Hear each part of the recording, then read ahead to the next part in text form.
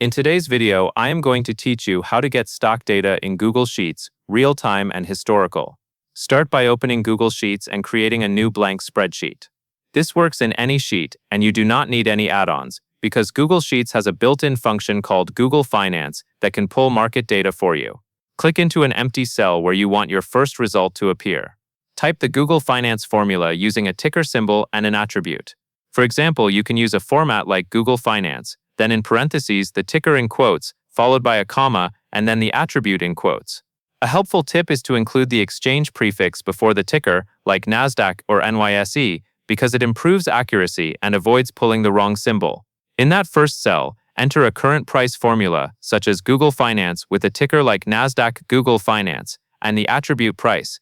Press Enter, and the cell will populate with the latest available price. Keep in mind that real-time data is often delayed, sometimes by up to about 20 minutes, depending on the market and the security.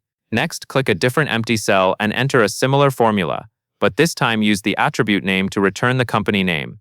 Then move to another cell and repeat the process using the attribute market cap to pull market capitalization.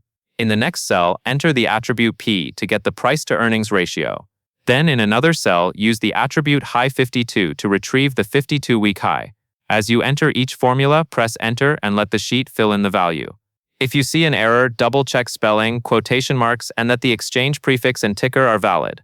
Now for historical data, click into a new empty area of the sheet. Enter Google Finance again using the ticker, then the attribute price, followed by a start date and an end date.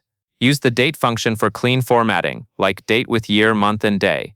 When you press Enter, Google Sheets will return a table with dates and prices across that range. For a rolling window, you can also use today minus 30 as the start date and today as the end date to return the last 30 days of price history. That covers everything you need to know.